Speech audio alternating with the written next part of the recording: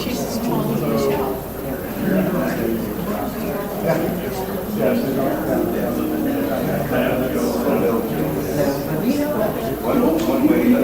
Yeah, she is. Wow. Big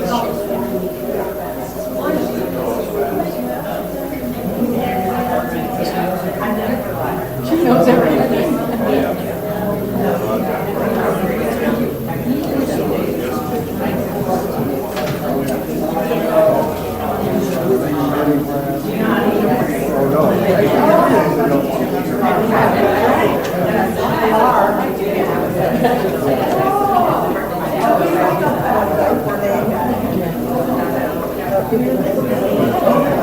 That's all right.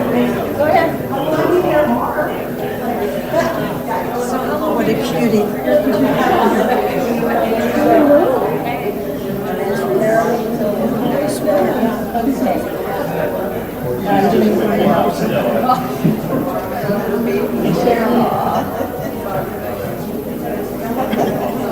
Oh, I thought you were in the line.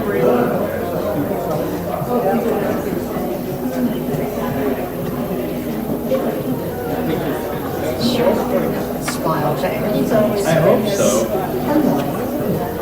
He's always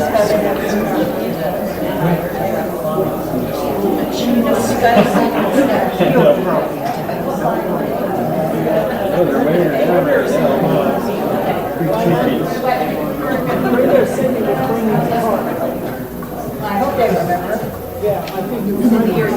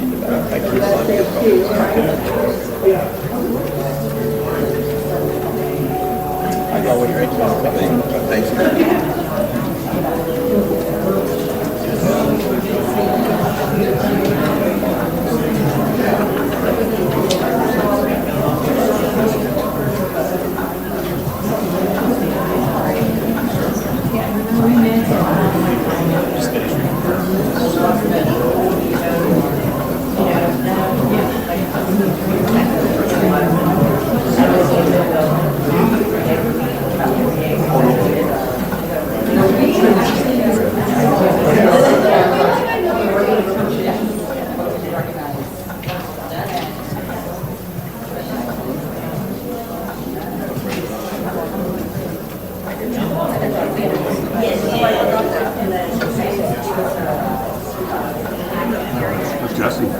Greg. John. John. That's she. I'm Dream. Do you remember me? Yeah. You know. Met for lunch. Yeah. This is our daughter Casey. Yeah, she was this big.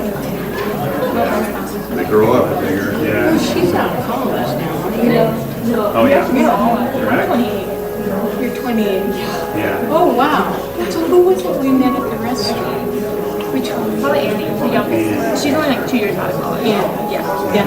Yeah. And then Amanda's in the journey. Okay, right. Watching the screen. Yeah.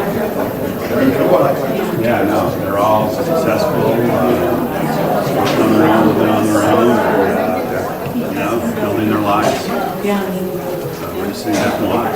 Yeah. No, good. Yeah, good. Well,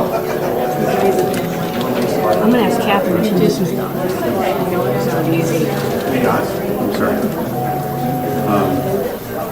Okay, I was going to ask Catherine if she was not. okay. Brian suggested I bring it up when we're up there. No, that's what turned on the screen. Do some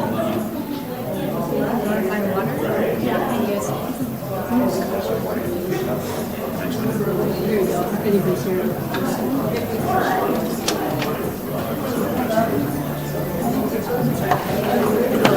kids come to my school. They were laughing at that. That's me.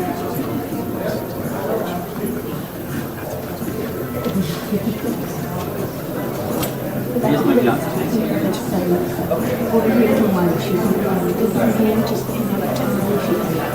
Since I was living there, but then it was after a while, it was too much.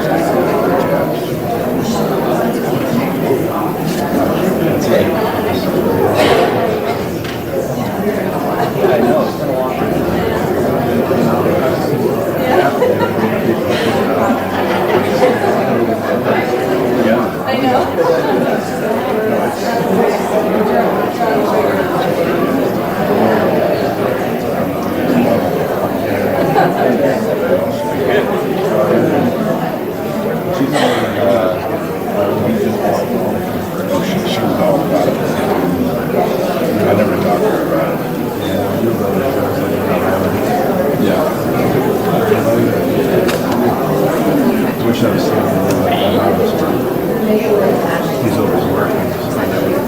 asked me, did she pay the other day? And I'm like, Next rotation, I'll be What do you have right now? still Still on the same week. She likes me like these other states, longer than her done that. Yeah. The guy that wants that now. On the bartend, weren't you? Well, this one's still on week by swing. It's pretty. We're sitting on the house and hands up or something. Yeah. She's always like, done it, big company, fucking shot at this or that.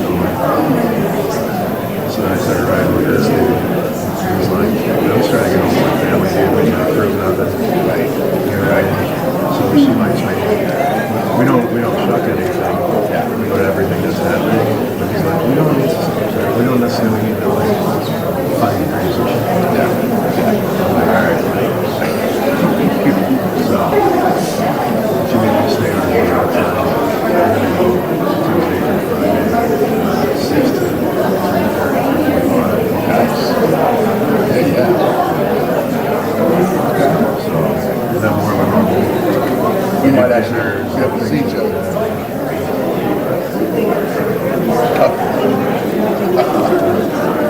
We should be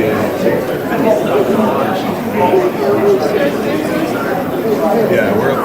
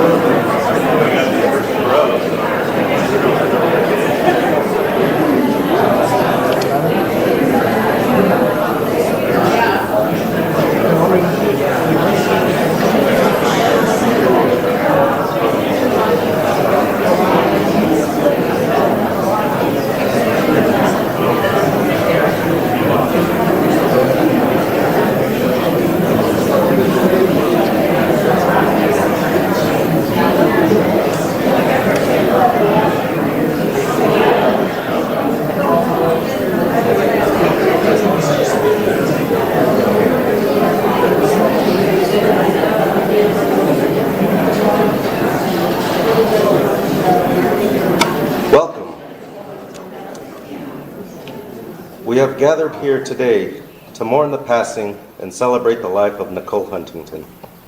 I would like to commence today's service with a reading from Philippians 4, 6 through 7, and a word of prayer. Philippians 4, 6 through 7 reads, "Do not worry about anything. Instead, pray about everything. Tell God what you need and thank Him for all He has done. Then you will experience God's peace, which exceeds anything we can understand. His peace will guard your hearts and minds as you live in Christ Jesus." Pray with me. Lord, we thank you for enabling us to gather here today so that we can celebrate a well-lived life. A life that was committed to helping others. A life that was selfless and always willing to give. And as we start this service, we ask for the presence of the Holy Spirit in this place. May He bring comfort to every one of us so that we can be able to mourn and celebrate Nicole's life. Amen. At this time, Greg and Jeff would like to share about Nicole's earlier life through stories and some videos.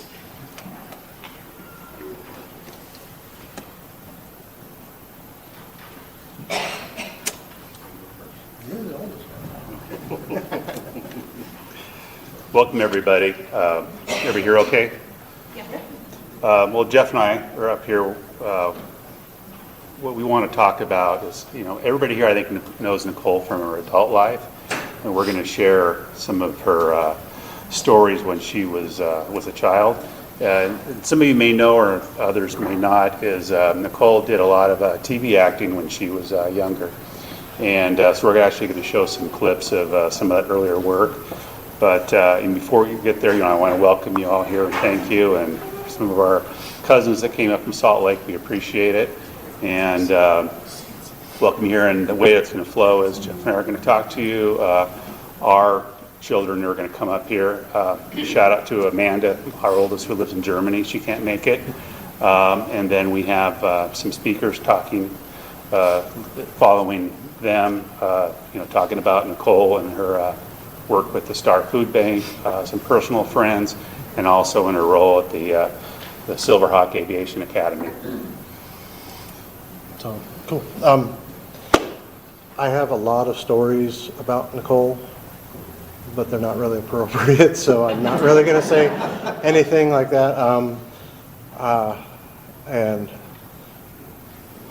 younger, you said when she was younger, do you want to talk about how gullible Nicole was when she was a kid? Yeah, I guess I thought about what I was going to bring here, and I held off on it. Forgot the hat. I'm 61 years old, and my Christmas presents from her at Christmas were a hover ball that lights up and floats around up in the sky that she hit, and a baseball hat that you can change the display on with a phone app. And so I was going to wear this, flash Nicole across the top, but that was what every 61-year-old hopes for at Christmas, get from her sister. And she was always about the laugh. One quick child story that's kind of Idaho appropriate is we were driving one day, probably in the station wagon, And Nicole looked over on the hillside, and there was cows on the hillside. And she goes, "How did the cows stand up there?" And I said, "Well, because two of their legs are shorter, of course, Nicole." And she believed that for a long time. And then I followed up with telling her how to clean her sunglasses, which was use baby oil and talcum powder. So I guess, she's still paying me back in terms of getting me a light-up display baseball hat that she probably found on TikTok.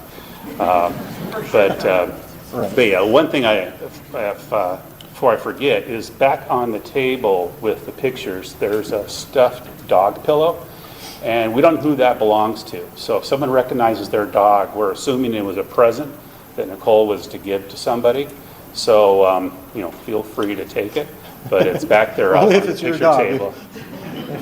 So, You like the dog? No. but anyway, that was just two quick stories about Nicole. But all the philanthropy and everything, she was always giving, and it seems like she never grew up. As evidenced by the Christmas present. So, I also got a Willie Nelson Chia Pet head. So anyway, I'm like, yeah, thanks, Nicole. It's what I wanted. But anyway, that was her. I think Nicole felt sorry for all of the workers at like Dollar Store, Family Dollar, Dollar Tree, because that's where she got all her gifts for us from. But you also forgot the story about how she wondered why her leg hairs were so curly, and Greg said that he actually used a curling iron to curl his leg hairs, and she believed it. So, and I've got just one other thing to share, and thank goodness my wife remembered. I was like racking my brain trying to think of stories, but and this one, it actually was from my grandma's funeral, or Paxton family. A lot of people here might recognize this. You guys remember that? So my grandma lived in Fillmore, Utah. She had this big, beautiful glass door. And she had a whole bunch of these. She had 9 of these on the door. And every time you'd go to Grandma's house, you push the door open, you hear a cacophony of these, dang bells. So Nicole, for the funeral, realized that there were 9 bells and there were 9 grandchildren. So she cut them apart and tied strings to them and handed them out at Grandma Paxton's funeral. And so she was so thoughtful of everyone and wanted to make sure everyone was included. So that was my story, and now I hear this dang bell. We had it on the house for a long time, and I kind of got tired of it and took it off, but luckily I remembered where it was at, and I'll probably put it back on now, thinking about Nicole. So Thanks, Jeff. So thank you.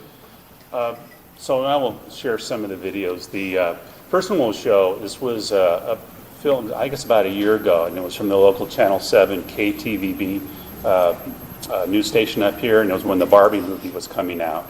And so, I guess roll tape. This is Rosette Four. Since the Barbie movie debuted in theaters in July, it has broken a number of records. But what you might not know is there is an Idaho woman who has witnessed the evolution of Barbie promotion firsthand, and I caught up with her recently about the unique experience. The Barbie movie has had theaters seeing pink and taken the cinema world by storm. What's going on? There's no money happening. They're always turning. But long before Barbie was a movie, this is how most people grew up with Barbie. And 40 years ago, Nicole Huntington, who now lives in Idaho, was in the Barbie commercial for the 1983 Crystal Barbie, a Barbie dressed in a shiny evening gown. Crystal Barbie, you're so beautiful. The shiny dance. It was a wonderful opportunity and experience. Everybody can say, oh yeah, I was in a Barbie commercial. Nicole was just 8 years old when she filmed that commercial. It even helped her pay for college. When you have a national commercial, you get paid residuals. That particular Barbie commercial, I would say that Barbie bought my first car, and I think that one was probably upwards of $20,000. Wow, not bad for an 8-year-old. Yeah. So my parents said, oh, this is next, and getting her into this. They're like, wait a minute, she can pay for her own college. Show, right? It goes, Patty, she's our master. You can't do it. No, I can't. Nicole acted for 11 years. They gather colors everywhere, and then the She appeared in a variety of commercials and even sitcoms. Did a TV show, there's a picture right there.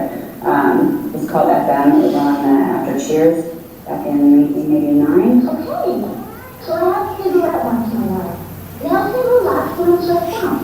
And while she's no longer in the industry, she can appreciate the evolution Barbie has gone through. She recently saw the Barbie movie on the big screen. Barbie was always supposed to be just a feel-good thing, right? It's just it's a doll. But it was interesting to watch the movie. And they didn't have my Barbie in there, which I was kind of upset about. The crystal Barbie. But yeah, it is interesting, the hype. And while a new generation is now discovering Barbie, Nicole will always have this crystal clear memory. It's kind of cool looking back on it now. I mean, it was a lifetime ago, literally.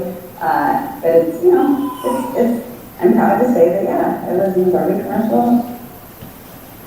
And Nicole moved to Idaho to be with her family. Today, she's now the director of admissions here at Silverhawk Aviation. But something interesting she told me was she was actually a tomboy growing up, so she didn't really play with Barbies, but she does like the message of Barbie and women empowerment and how you can do anything. And she says that she actually also still has the Barbies from those commercials somewhere in the storage. Well, if they're still in the original packaging, they could put her kids through college. Right, you were actually joking about this, and she said that she does, but when she was younger, she poked holes in them, but they are still in the packaging. They need to revise the movie to Crystal Barbie. Yeah, that's such a cool story. They got it. All right, guys, we have a couple more. The next one is, if any of you are familiar with Mayim Bialik, lately she's been known as the latest host of Jeopardy, but she also did a show called Blossom, and this was Nicole's, one of her many acting gigs with on Blossom.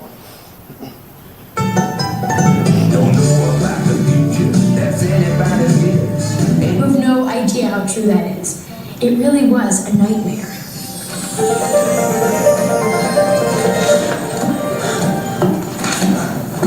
Oh my gosh, oh my gosh, oh my gosh. What's wrong, Blossom? I don't know my homework. Why not? Well, my fish ate it. You're supposed to say your dog ate it. Ooh, good fix.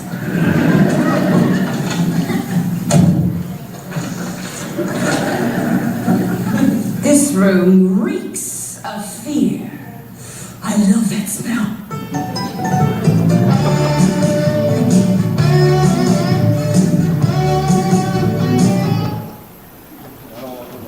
And the next video is from a TV series that was called FM, and it was on right when it was on after Cheers, and it was doing pretty well, but it kept on moving around the time slot, so it didn't. Well, it failed after they put it after Night Court. Yeah, it didn't live too long, but anyway, we'll go ahead and play that one next.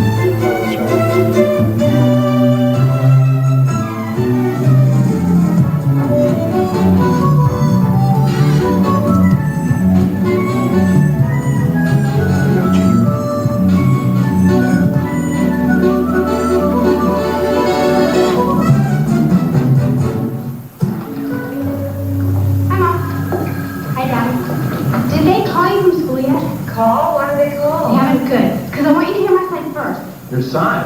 Christy and I kind of stole a car. Christy left the sign to put at home, and she needed to get it fast. So during lunch, we noticed the driver's ed car just sitting there. You took the driver's ed car? But that's not why Miss Christy's mad. Why is she mad? When I got to Christy's house, I kind of had to, park. On the ends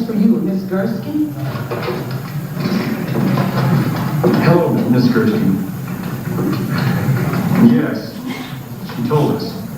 Can I say one more thing? Yes, what is it, Molly? April Fool! Really? I fell for it. Now to your parents. Bye, guys.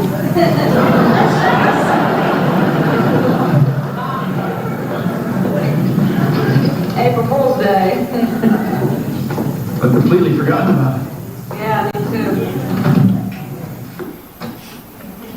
And the last one is actually interesting. There was, remember, this is 2005, it's 20 years ago, and it's kind of like a home makeover for people, but it was actually called, the original show was Queer Eye for the Straight Guy, and any of you remember that one, and I think it was on Bravo. Anyway, they did a spin-off, Queer Eye for the Straight Girl, and so it's an hour-long show. I cut it down to just 10, 11 minutes. And it basically, goes through, shows Nicole a mess, takes her to Nordstrom, buys her expensive clothes, takes her to get her hair done.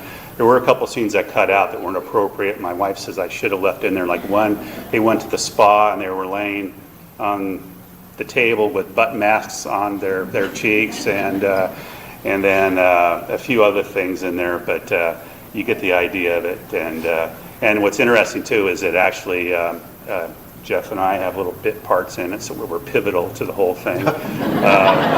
My wife and Jenny, who's going to speak, actually were the gal pals in it, and so it's kind of like I say, it follows her. Supposedly her 30th birthday, making her over to this big birthday party at the very end. So anyway, go ahead, Brian.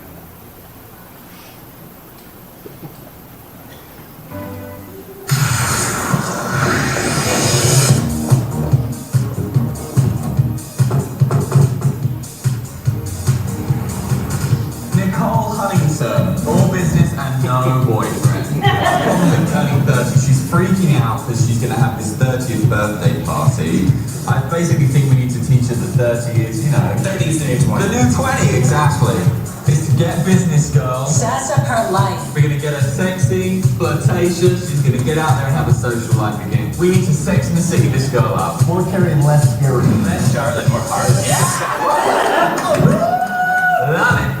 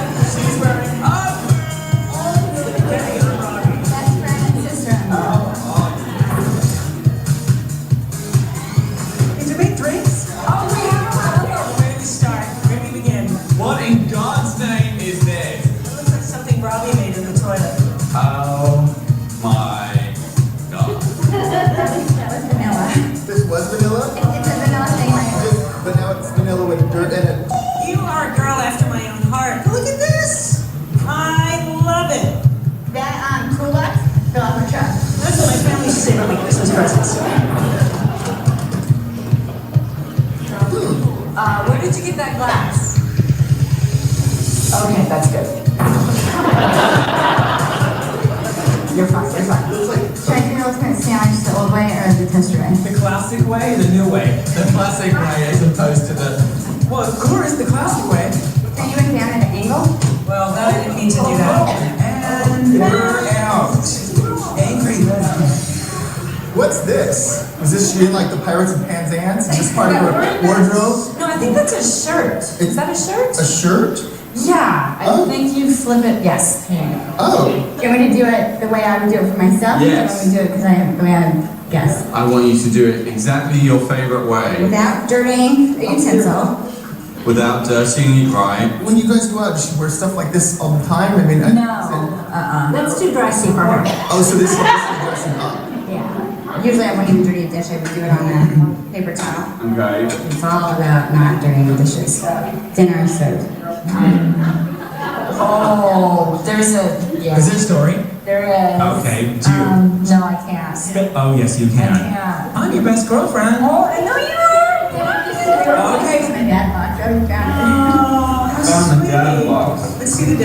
That's great. He died about 12 years ago. This is so great. This should be out. I know. That's when I was drinking beer, if you can't tell it's my face. You're old man. in college then. I know, it's the college beer drinking. He passed away 3 days before my first college finals, and Oh, I'm sorry. So you're going through a lot.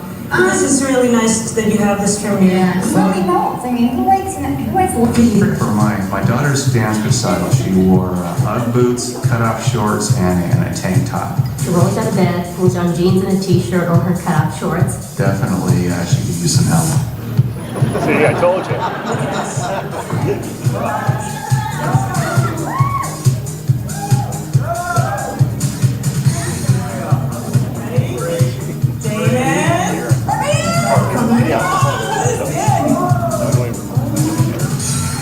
Oh my God. Wow. Come on, guys. Oh my, gorgeous.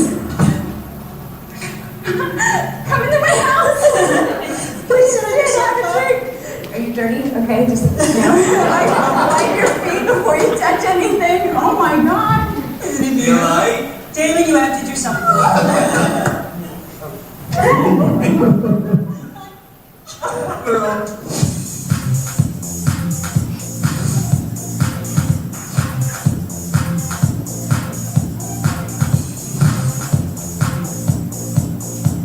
I want to bring like darker woods in here. Yeah. Because I think adds a very sexy element to the house. We have tons of accessories also that we got from Target.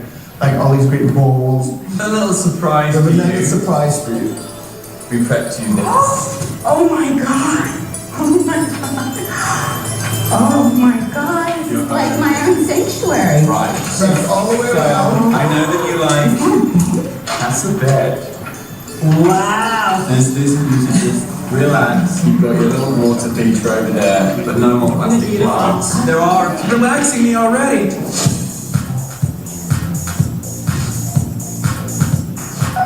Happy birthday. Happy 30th. We have a little gift for you too, and this is just something to keep you on your path. Aside from your meditation garden, you can take this out there, and that's basically from us, so come you can read it out loud. It says, Dear Nicole, everything, always remember that everything you want, I can't see, that everything you want to be is already inside you. We love you. Cal House.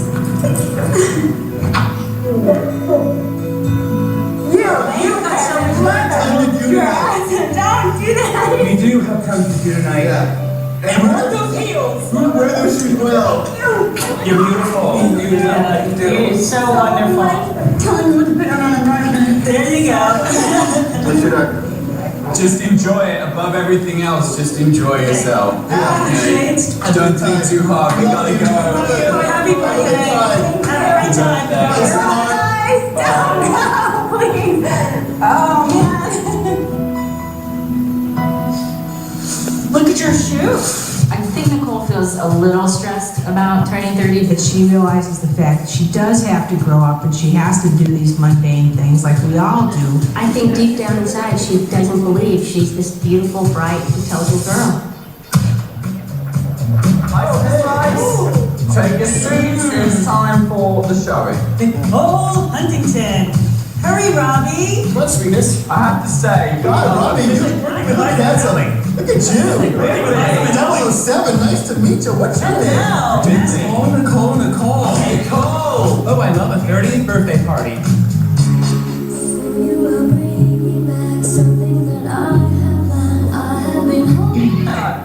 Look at her though. She did a really great job with her makeup.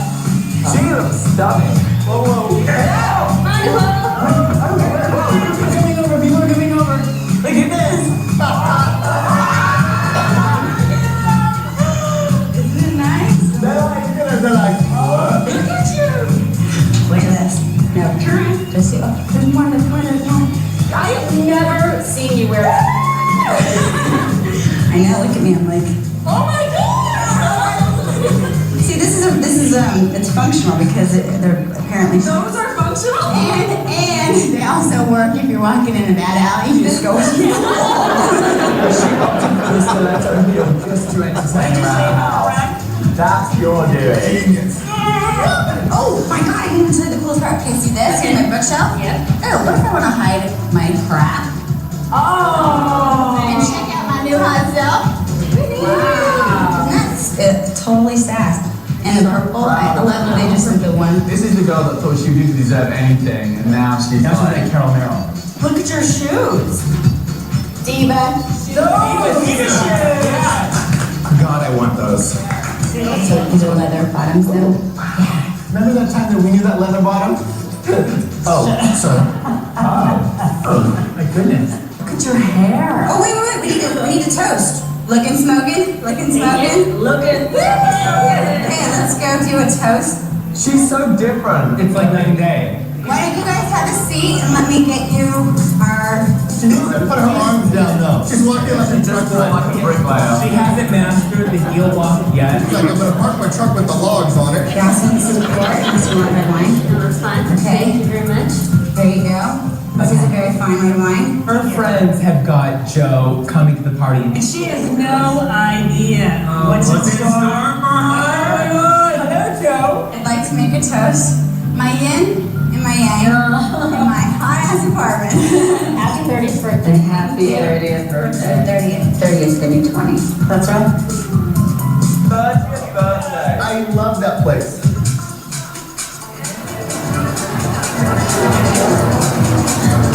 She is set up right now. Her friends have brought Joe in, who she's in love with. She's got such a big crush on this guy. She doesn't even know he's going to be there.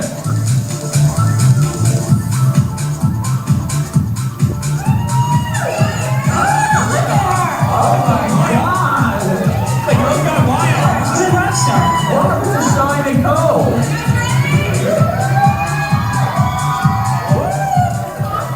She's proving at 30 is young. Right now, she's proving 30 is new 20. Definitely.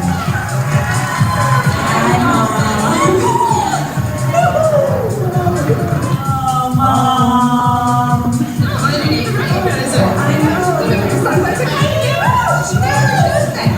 This guy that she's had a crush on for ages, and he said this. Oh yeah, they gave my butt like this facial. It was this whole... Wow, it was like amazing. They're like, we didn't even know she had legs. No, you have no idea how the shoes, the dress, actually doesn't change you. It brings... It brought the inner diva out. She brought the inner diva out. We have a tendency to do that. It's a proud day to see her having the confidence to wear something like that. I think watching her smile, the way she walks into the room, she's fantastic. What is that? It looks like a Christmas tree. It's a cake. We want to make this cake for her birthday. I want a cupcake.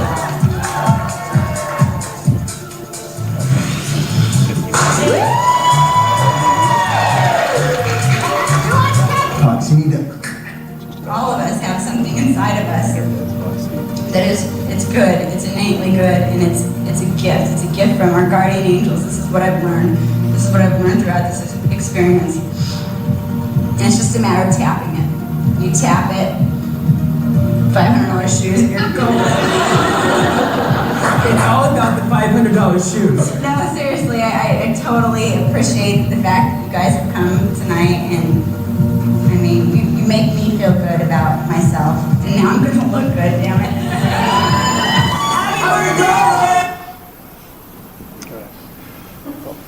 I didn't research it, but that $500 shoes was 20 years ago, so I didn't adjust for inflation to see what they are now. But anyway, I wanted to, again, thank everybody on behalf of the family for coming here today, and remind everybody there is a light lunch after the services. But with, I guess, no further ado, do you have any comments? No, or we'll go ahead and continue with the rest of the program, and thank you all for coming. I had no idea I was officiating for someone so famous here. Thank you for those beautiful stories. It was amazing to hear, and especially her younger life. At this time, Nicole's nieces, Amanda, Casey, Jack, Annie, and Haley would like to share a poem as well. And this poem is titled My Aunt, and it is about the love, affection, and special bond that nieces and nephews have with their aunts.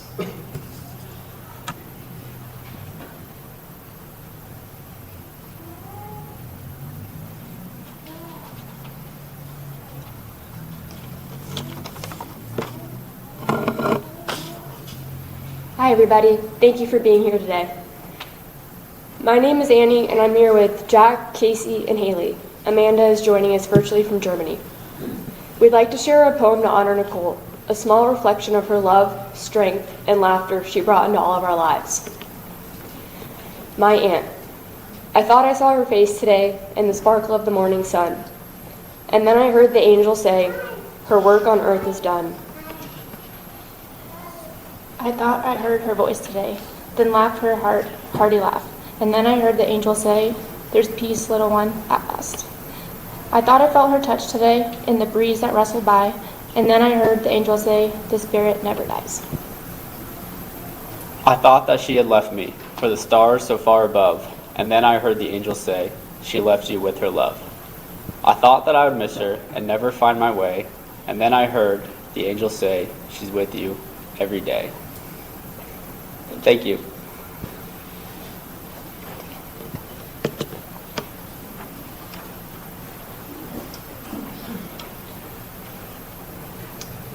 Greg and Jeff shared some of the cherished memories of Nicole's earlier life. Now, a few of Nicole's coworkers and friends would also like to share a story about some of the recent years with Nicole and the kind of person she became. Bethany Morrison, you can step up.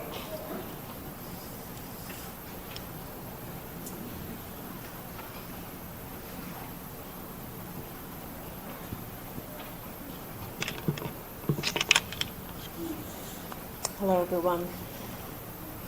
Nicole would have loved to have been here today to be with everyone that she cared for, worked alongside, did projects with, spent time with, and shared wonderful memories and parts of her life. For those of you who don't know me, my name is Bethany Morrison. I'm the president of the board of directors for the Star Food Bank, a local attorney, but most importantly, I'm here because Nicole was also a very, very dear friend. I'm blessed to have known her first as a volunteer with the food bank, where we spent many hours together working on different projects, furthering the mission of the food bank. She was amazing. She would step up whenever needed. She would spearhead our presence at the Saturday markets and Star in Middleton. She would coordinate and organize our float in the July 4th parade, which also included wearing costumes of different, if you've seen the pictures of different food items. I think that her favorite was probably being the banana or the hot dog, but I'm pretty sure she's worn I think a good collection of them that are now sitting in my garage.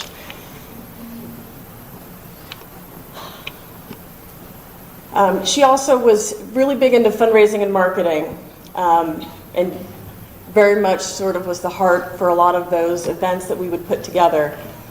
And on our last evening together, she was actually, we were at a local restaurant, and one of the things that she was doing is we weren't just chatting and hanging out, but she was also there recruiting new friends that we had just met to participate in an event we have coming up in a few months. And that's just what Nicole did. She was such a passionate woman with an energy that was just unmatched. Those of you that that knew Nicole, all of us that know Nicole, she could light up a room.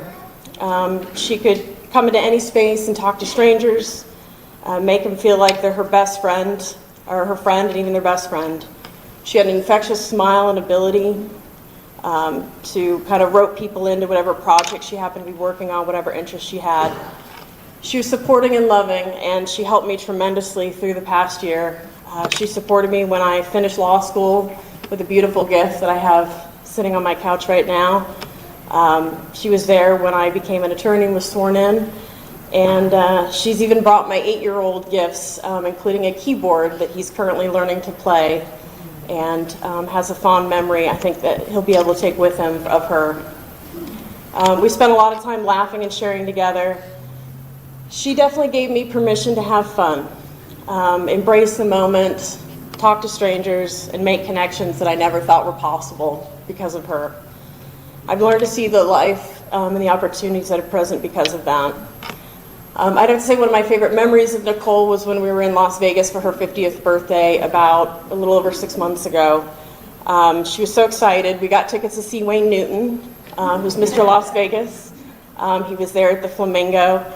And it was a small venue, and I think one of the things that it was probably a bit more of a reserve crowd of sorts, but those of you that know Nicole, that wasn't exactly, her thing. And we were in Las Vegas, and we must have spent just his entire set, just sort of cheering and screaming and clapping. And I think he must have looked over several times in our direction. I think at one point he even blew her a kiss, which of course she gobbled up. And then after we were done, we still had, I think, at least another day or so there. So everyone we met, which we met a lot of people while we were there, of course, all heard and learned about Wayne Newton.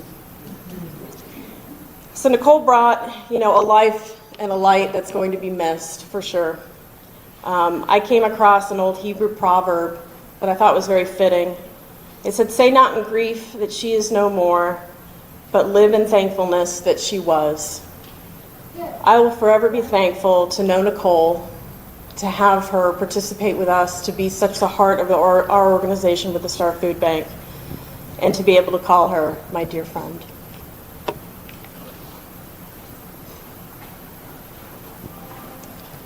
Thank you. Catherine Weber.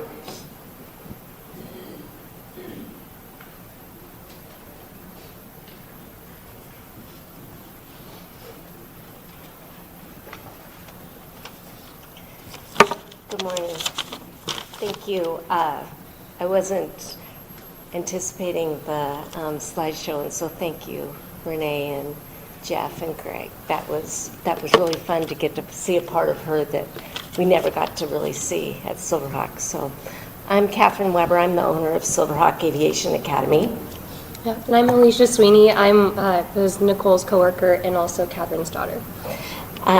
Nicole joined our team about 3.5 years ago, and she stepped into the role of Director of Admissions. And it was immediately clear that this position wasn't just a job, it was a perfect fit. She brought warmth and professionalism. She really connected with our students. Nicole met every new student who walked through Silverhawk, through our doors. She guided them through their journey, and she stayed in touch with them throughout their training and served the bridge between the instructor and the students. She often told me how much she loved her job, and we absolutely loved Nicole. As I'm sure most of you know, Nicole had a deep love for people and serving others. She made everyone feel special, seen, and supported. She was often the first one to celebrate a student's solo or their check ride, and she remembered each milestone. She cheered our students on with everything she had. And she did the same for our instructors, showing up at every work get-together, whether it was at Silverhawk or if it was downtown Boise, or she would go for walks. I miss her smile every day. I really miss her. When we greeted each other in the mornings, we'd say, "Good morning, young lady. Good morning, young lady," because we're the oldest ones at Silverhawk. Those moments will stay very precious to me. She told us many times that we were her bonus family, and we felt that every single day. Her loss is deeply felt, not just as a coworker, but as one of our own. We didn't just lose a colleague, we lost a friend, a member of our work family. Last night, a few of us got together and just to spend some time together and talk about Nicole and share some stories. And there was one that going into the night, I just couldn't stop thinking about. And so James, I'm sorry if I butcher it, but I just thought it was such a good example of Nicole. So James is one of our helicopter students, and his brother was coming in for a tour. And not a very excitable person, I guess you're kind of saying. Yep. But Nicole was stoked for him. And so she made sure that he was going to have the best time ever and was very persistent about that and was celebrating the tour even before it even happened. After the tour, James asked me, what do you think? And he said, man, that woman Nicole has to be the feistiest, most loving woman I have ever met. And I kept thinking about that long after you shared that, and it's so true of her character. She was always herself, but in every way, but so loving throughout that too. Nicole You were a wildly bright light, full of fun, authenticity, and heart. Always unapologetically yourself in every wild and wonderful way. Your presence made everything better, and your absence is deeply, deeply felt. We miss you more than words can say. Thank you for your countless ways you gave of yourself, your time, your unmistakable laughter, which we all know and love, and your heart. Thank you for being a living example of what it means to lead with kindness, to care without limits or judgment, and to give with joy. You reminded us how powerful it is to show up for others. Rest well, our dear friend.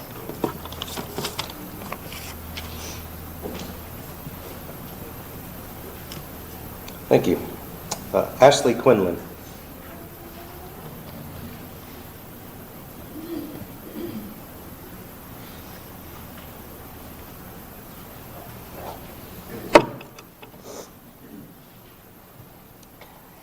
Hello, my name is Ashley, and my husband Jeff is here with me today. We had the privilege of living across the street from Nicole for a few years. Our relationship grew from neighbors to friends in no time. It's no surprise that this room is filled with people that love and have fond memories of Nicole. She had that effect on everyone. She had a heart of gold and would give her shirt off her back to anyone at any time, no questions asked. She always wanted to help people, donating her weekends and spare time to the community. From wearing funny broccoli outfits for food bank fundraisers to running 5Ks wearing a funny turkey hat. It didn't matter how silly she looked, as long as she put smiles on those in need. Nicole had an infectious energy. She was at many, many of our gatherings, from 4th of July parties to birthdays, to holidays, to our girls' sushi night. She never arrived empty-handed or without a giant smile on her face. She lit up the room with positivity and love. She also had a special way with children, and my 2 nephews quickly became Nicole fans, especially when she showed up with bubble machines and silly electric ropes. Again, always arriving with something for people to enjoy. For some of you that know me in this room, you know my home is only filled with artificial plants. I can't seem to keep anyone alive but one. When my husband and I moved into our new home, Nicole, of course, arrived with a beautiful little plant. It's the only plant I've ever been able to keep alive indoors. I don't think this is a coincidence. I think it represents how much life she brought to our friendship. Our gatherings will never be the same. I know I'll always wish she was there. She was supposed to celebrate a girls' Easter brunch this Easter with us. While we'll get through these times, it will just never be the same. To her mother, Renee, who she protected to the moon and back, please know how much she loved you. Even when she refused to let you fuss over her, it was her way of pure love to avoid you taking care of her. She wanted to take care of you. I'll miss my dear friend, but I have some comfort knowing she passed peacefully and not in pain, what we all wish for. I know our paths will cross again. Until then, rest in peace, my friend. Thank you.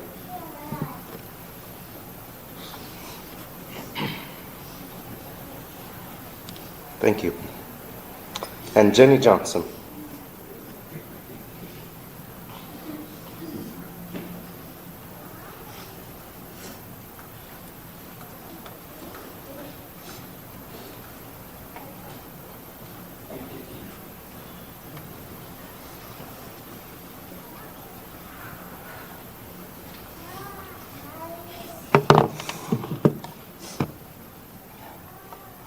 Good morning. My name is Jenny. Sometimes Nicole liked to call me in her Forrest Gump voice, Jenny. Or Janae, if she was feeling urban. We met in 1999, and I was starting a new job where she worked, and she invited me out that first day so that we could get to know each other. And that day was a pivotal moment in my life. We connected immediately, and I think a lot of you know what I'm talking about. It was as though we'd known each other forever, and in fact, we had said we must have been best friends in a former life or two. That day, we shared many personal stories. We both found out that we were adopted, and that we both had abandonment issues because we were adopted. But we also learned that we shared a very similar sense of humor, probably as a coping mechanism for our abandonment issues. But after we shared our stories, she turned to me and she said, "Hey, not that this is going to happen anytime soon, but if I ever get married one day, would you be my maid of honor?" And I looked at her and I immediately said, "No way." And that was the first time that I had heard, out of a million times, Nicole's laughter, her big laugh. And she countered with, "Well, fine. If you refuse to be my maid of honor for a non-existent wedding to a man that I haven't met yet, will you at least be my best friend?" And I, of course, said yes. So over the course of, I guess, a quarter of a century, our preemptive best friend status deepened from co-workers to besties to soul sisters. And we love to joke and say that we were sisters from another mother and father. We saw each other through moves, through relationships, to job changes. She was the first person I called when I found out that I was pregnant with my son, and she was ecstatic. And she immediately called dibs on being godmother, which I said, of course. I could actually hear her jumping up and down through the phone as she was yelling, "Woohoo! I'm going to be a godmother!" She was there for every step of my pregnancy, from planning the best baby shower ever to putting together an amazing hospital care package that included toothpaste, toothbrush, socks. It included gummy bears and a Sudoku book and a little personal fan from the 99-cent store, and a couple of copies of the most recent People magazine and U.S. magazine. And she was there at the delivery, and she made the 18 hours of labor go by really fast with her levity and with her impersonations of Forrest Gump, of Dr. Evil, and of Ace Ventura. She was serious about making sure that my every need was taken care of, and she would incessantly badger the nurses if I was even slightly uncomfortable. And when I was in active labor, she was by my side, cheering me on, and she would say, "Push, push, Jenny, push." And at one point, she left my side, and then she came back, and she's like, "Okay, you're good. I didn't see any poo. Push harder." And she was the first person to lay eyes on her godson as he slipped into this world. And she took the first picture of him covered in amniotic fluid. And she was there around the clock, only to leave my side for her Jack in the Box addiction. In 2016, Nicole and I were hanging out on her patio, and we found ourselves in a pretty deep existential conversation. We were talking about life and mortality. And she asked me if I would make a pact with her. And she said, hey, whoever dies first, the other person has to speak at the funeral. And it didn't matter if we weren't in touch, if we were, it didn't matter if we lived next door or in a different state. We had to promise each other that we would go to the service and that we would speak. And then she joked that if she died first, I was obligated to speak at her funeral because I refused to be her maid of honor. That night, she and I, we did talk about, we got a little bit more serious, and we did talk about some of the things that we would say at each other's funeral. And for Nicole, she wanted me to talk about family. On that fateful first lunch, Nicole shared that her dad had passed away and she never got over it. She said that there was a black hole in her heart, and she didn't think that it would ever heal. It was once filled with her dad's unconditional love, with his support, with his protection. And for those of you who know, that's basically the love language of orphans. And she missed being her daddy's little girl. She loved her mom so much. Renee, she loved you. She appreciated all that you have done for her. She knew that you were always there for her, that she could always count on you, no matter what.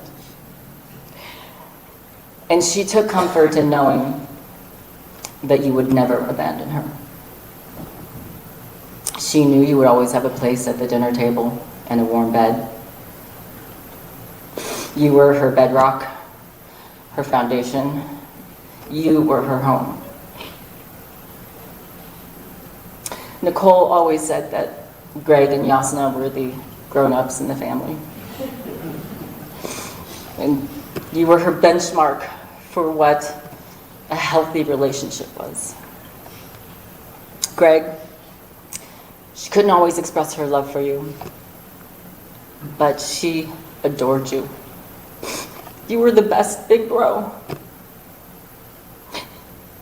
She knew that you loved her because you showed up every single time she needed you.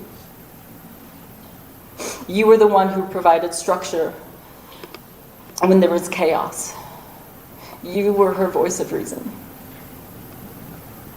Yasna, she saw you as a true sister, an integral part of the Huntington clan. She respected you so much. And she used to say, Yasna's smart, but she's really wise. And she knew that she could come to you with anything, and you would always have the right answer. You were her touchstone. We all knew how hilarious Nicole was, and she could find the humor in any situation. She was basically born to make people laugh. However, she would be the first person to tell you that a good chunk of her humor is the direct responsibility of her brother Jeff. Jeff, through your own levity, you taught Nicole how to laugh and how to make other people laugh. You were her funny bone. Michelle, Nicole was happy when you and Jeff finally got married. She could call you her bona fide sister. When she would describe you to others, she would always say two things. She would always brag about how wicked smart you were and that you were such a good mom. You were her little sister that she never had. Amanda, Casey, Jack, Annie, and Haley, I know you know how much your Aunt Nicole loved you. She adored you. I remembered you as babies and young children, but Nicole talked about you guys so much, it was as though I knew you personally. She always spoke about you whenever she could. She would drop anything, whatever she was doing, if there was any opportunity for her to be able to hang out with her nieces and nephew. She was so stinking proud of you guys. You guys were her heart. So today, I stand here fulfilling a pinky promise that we made with each other.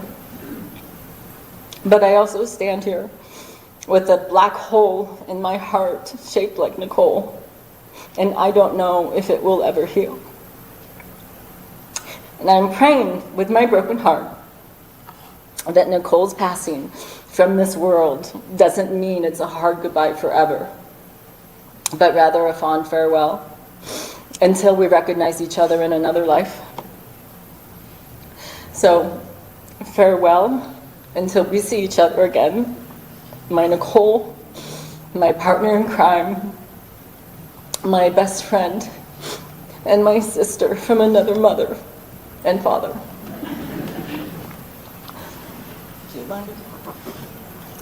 So, Nicole had best friends in the various places that she lived. I was her Los Angeles friend, Bethany, Idaho friend, and she had a best friend in Arkansas, actually both Texas and Arkansas, and her name is Christine. And Christine couldn't make it today, so she asked if I would speak a few words on her behalf. Is that okay? So this is from Christine Rother. I am so glad I have a chance to speak about Nicole.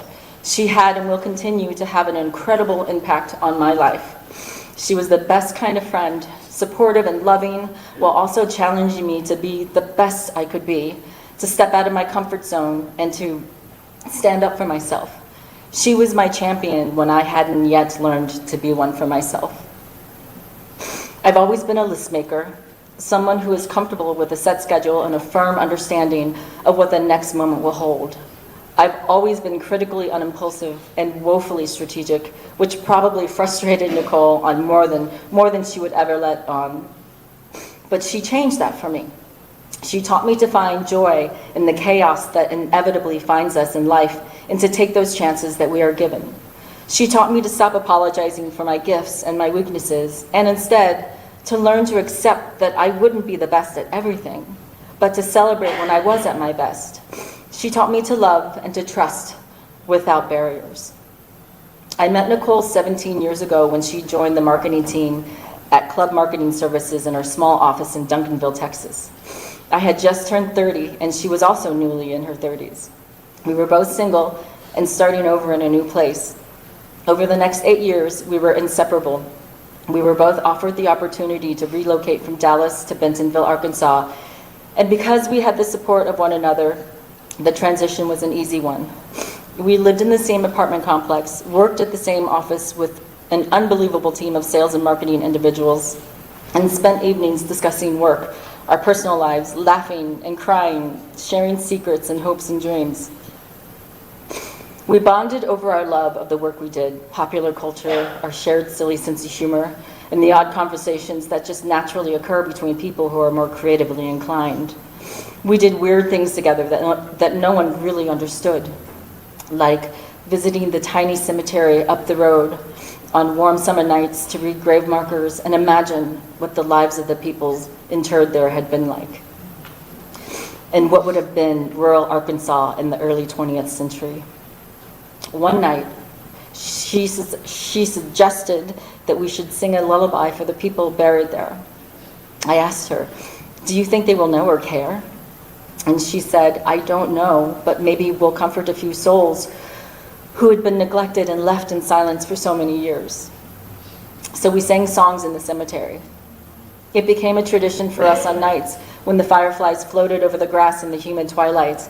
And in typical Nicole fashion, the last song we would sing each night had to be the Star Spangled Banner because she figured that they would like that. Never a dull moment with my dear friend Nicole. At club marketing, Nicole was a powerhouse. She was smart, innovative, charismatic, and kind. She had a way of connecting with clients and understanding how to support them. Her nickname at the office was Rockstar, and it was the perfect moniker. She drove the marketing initiatives for the company with vision and dedication. Whether she was leading a meeting with the clients or building a playground for one of the many charities that Dalton Lott and Club Marketing supported in Bentonville, she was happy and more than able to jump right in and get the job done. Nicole had a way with people. Children loved her. In the apartment complex we both lived in, she walked down to the pool in the summer to a chorus of "Hi, Rockstar" from the neighborhood of children. She would spend the entire day at the pool teaching the neighborhood kids how to swim and giving their grateful mothers and fathers a well-earned moment of peace. Being the extrovert she was, Nicole was responsible for introducing me to so many of my closest friends. She was a magnet, and we were all drawn to her pull. We all have stories about how Nicole changed our lives. She created a sort of family of friends, and to this day, they are my family beyond family. Nicole also taught me the joy of generosity. She gave of herself, her time, her money, and her love to everyone who needed it. Whether it was the jacket off her own back or the last few dollars in her bank account, she cared so much about the well-being of those around her. She was funny. She always had a joke and told the best stories about her life. She was kind, compassionate, stubborn, independent, charismatic, lucky, unique, and beautiful inside and outside. Nicole moved away from Bentonville in 2015, and it was like losing a limb to not have my best friend in my life every day. But no matter how much time between our conversations, it was always the same when we spoke, just like those many evenings spent on my back patio, laughing and talking about everything and nothing. We spoke a few days before she passed, and I'm so glad that we did. She was happy, she was upbeat, motivated by her work with the Star Food Bank and Silverhawk Aviation. I have so many stories about my sweet friend that I could go on for hours, but I'll wrap it up by saying this. My life was elementally changed when I met Nicole, and I owe so many of the best memories of my adult life to her. She was a special human being, and life won't be the same without her. But every time I pass a little country cemetery, I'll sing a quiet song for her and hope she is listening and knows just how much she means to me and to all of those whose lives she's touched.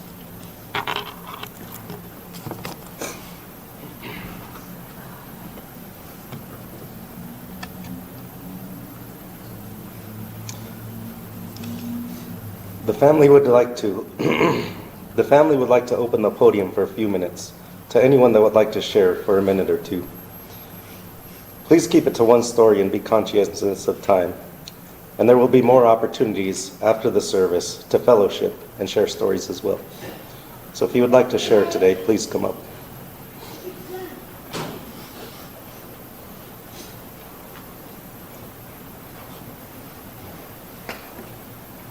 Hello, everyone. I'm Jennifer Lott, and the stories that Jenny just shared have to do with club marketing services, and that's how I actually met Nicole. Interestingly enough, Nicole spent her last days working at the flight school. Ironically, I met Nicole on an airplane. She was coming to Dallas to interview for a job, a marketing position at Club Marketing, and I loved her right off the bat. She was just dynamic and brilliant. And she was born to fly in everything she did. She's charismatic, full of humor. She can find humor in anything. You know, life can be falling apart and she'll figure out a way to see the silver lining. I always look forward to our patio dates and our times together in Arkansas when I would travel up there weekly. I will always hear her infectious laugh in my ear, you know, in the whoa. So today I'll make it short and sweet. On behalf of my dad, Dalton Lott, and our whole old Club Marketing Services family, I just want you to know how special, how loved, and how truly talented Nicole was. So I just have to say, soar high, sister.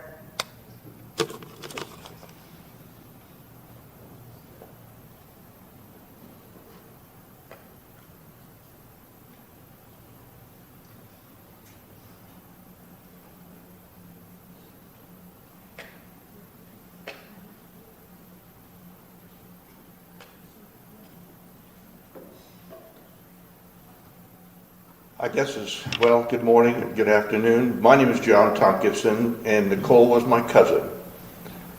Looking around the room today, she's been here, what, a little over 4 years? Look how many people's lives she's touched. She was an amazing gal and a good friend, a relative, but it wasn't like she was a relative. She was like a friend. And I know we're all going to miss her. And thank you for sharing your Saturday morning, recognizing and appreciating her.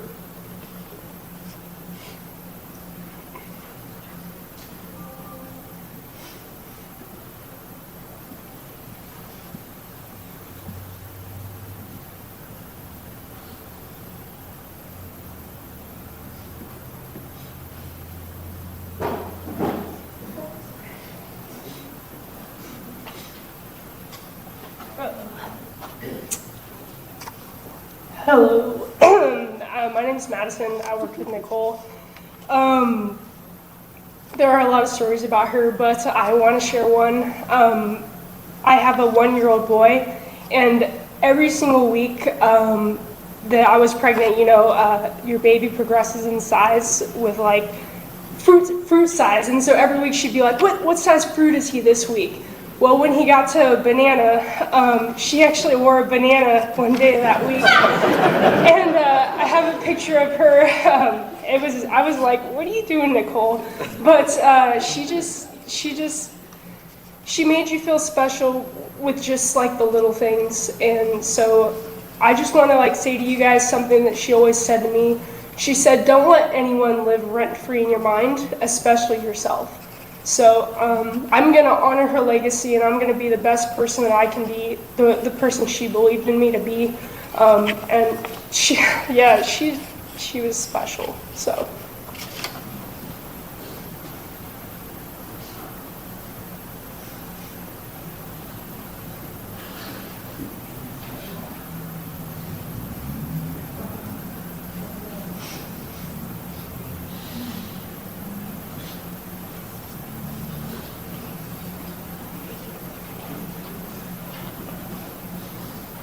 Hello everyone, my name's Nathan. I'm a student at Silverhawk. Nicole was amazing. I'm so jealous I didn't get to grow up with her. It was beautiful hearing all those stories. She was ultimately the reason that I chose to be where I am now. I came in nervous, heart pounding to Silverhawk. I've always been an introvert and not great with like crowds of people and getting myself out there, but instantly she pulled me in, and I felt like I could be anything that I set my mind to with her. I felt like she saw past the walls and the doors that I put up to try and minimize who I was, and I'll forever be grateful for her to that. My story to her might not be very special, but it's so unique and beautiful to me. I'm gonna miss her for as long as I'm around. Condolences to the families. I've done so many of these and they never get easier. So thanks everyone for coming out, and I always will love Nicole.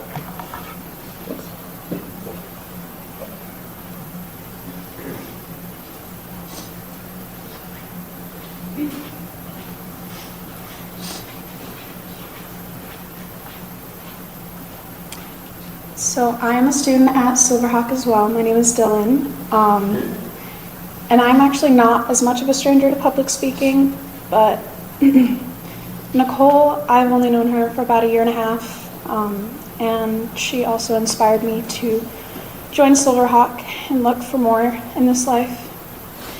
And the people that I've met because of her and the self-confidence that she has been encouraging and given, I feel like, to me, I was able to sit there and go back and forth with her. I love to be loud and fun, and yet I never felt confident in it. I was always nervous and occasionally ashamed of it. And she never was. And she sat there and she'd do progress reports with me week by week. And I am now finally, it seems like, looking to other opportunities as well as flying, how I can maybe serve my own community and other women. And I had no idea about her childhood. And I think that it was a wonderful opportunity, and I wasn't sure if I'd be able to make it. And I think this is one of the best things I could have ever done with my time. And my condolences to everyone that is here and who wasn't able to make it, because we lost a very bright soul. And I know that she's happy for all of us being here, remembering and cherishing her, because she knows that's exactly how we would want to be cherished. And I'm very grateful to have all of you, not that you may all know me, but being able to see other people care like this is very inspiring. So thank you, Nicole. And I love the beautiful farewells. I think it's not goodbye, but see you later. So thank you.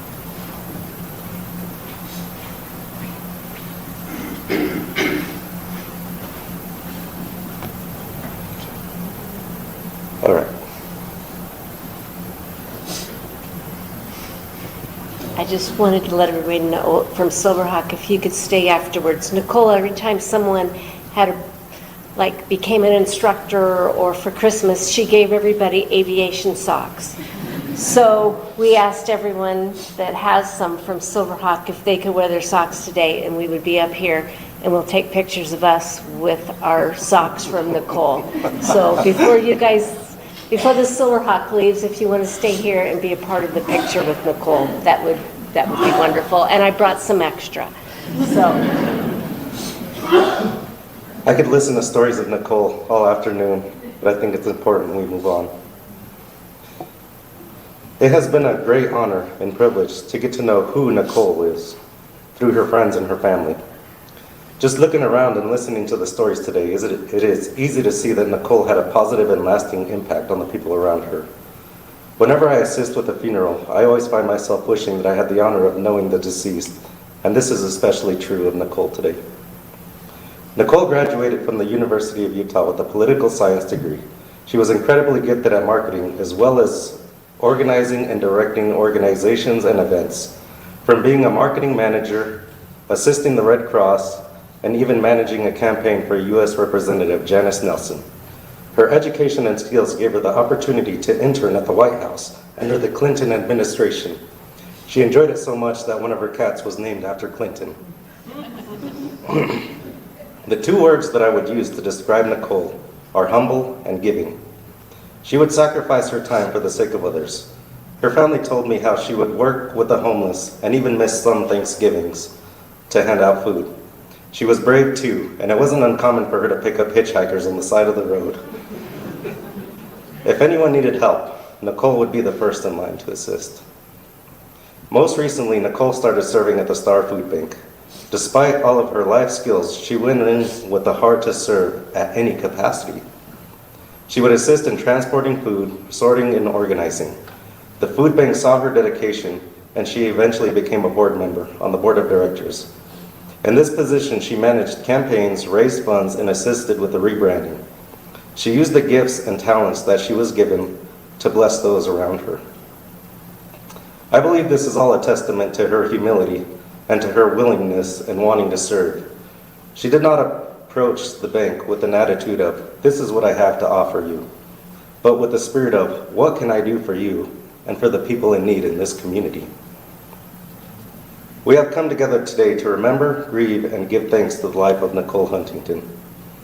It is in times like these, as we reflect on the life of a loved one, that we want so much to say the right thing and in some way bring comfort and encouragement to those around us.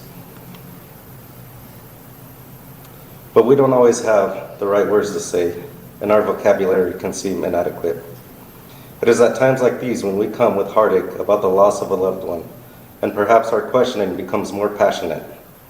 When we grieve, we enter this unique space and time where we begin to examine ourselves in a unique way, a time when the frailties of life can become more real.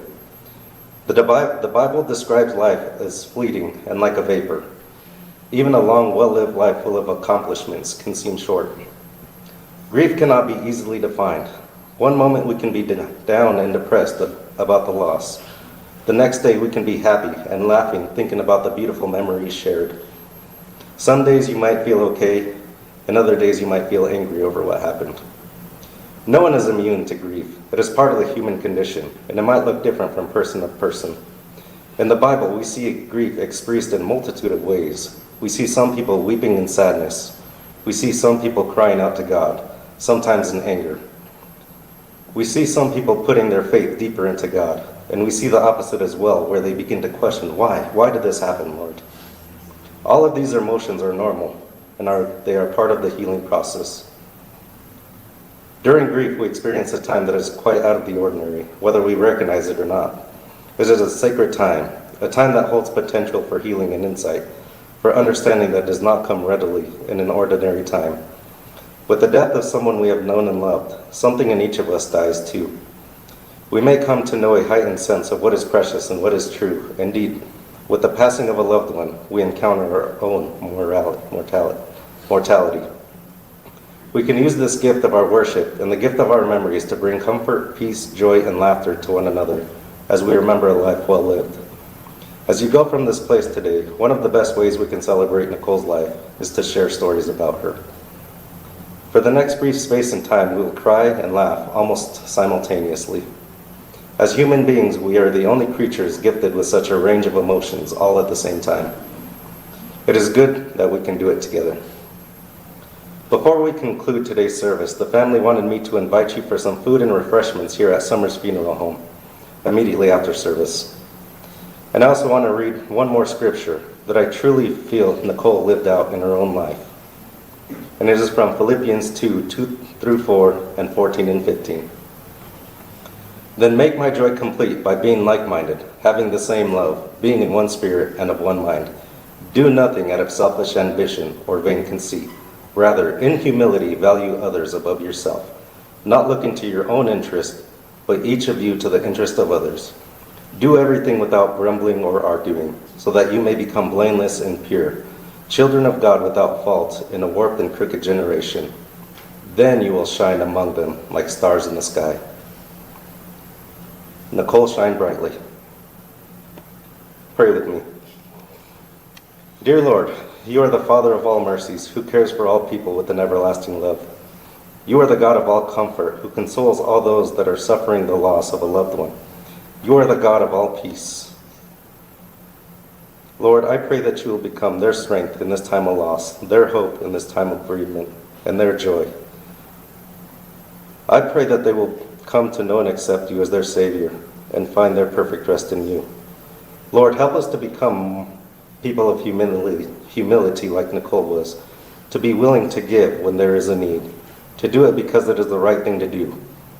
Help us humble our hearts and adopt the same spirit that Nicole had. In Jesus' name I pray. Amen. Huntington family, you have my deepest sympathies, and it is with a heavy heart that we say goodbye this afternoon to a daughter, a sister, an aunt, and a friend. We commit Nicole back to our Heavenly Father. She is gone from us here, but forever with us in our hearts and our memories. Thank you so much for coming today, and I'm sorry for your loss.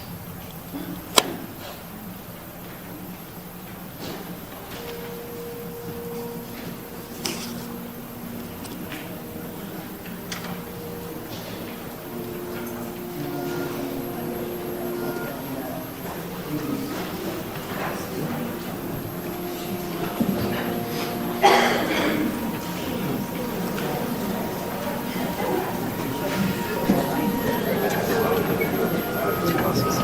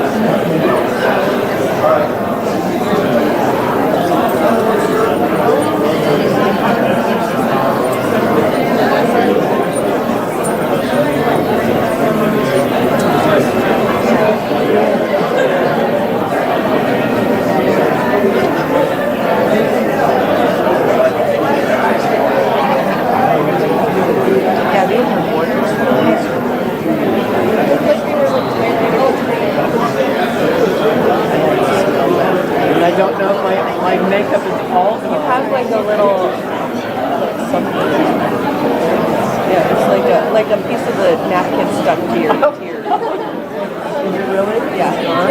Oh, there it is. Yeah, you got it. Yeah. Okay, yeah, I was dabbing. Yeah, I was dabbing too. I was like, yeah, no, I was trying, because otherwise it's treats. What an amazing. Very nice. And you know, what that one gentleman said, but it's like, that's how I remember her. Like every place that we've ever lived, she knew our neighbors before we did. And that's cool. She would just go out and meet people. And she would hold it together. So I'm like, I mean, it's great that this is a lot of people. Yeah. But like, it also isn't surprising at all. You know? So she did that she did a whole marketing thing for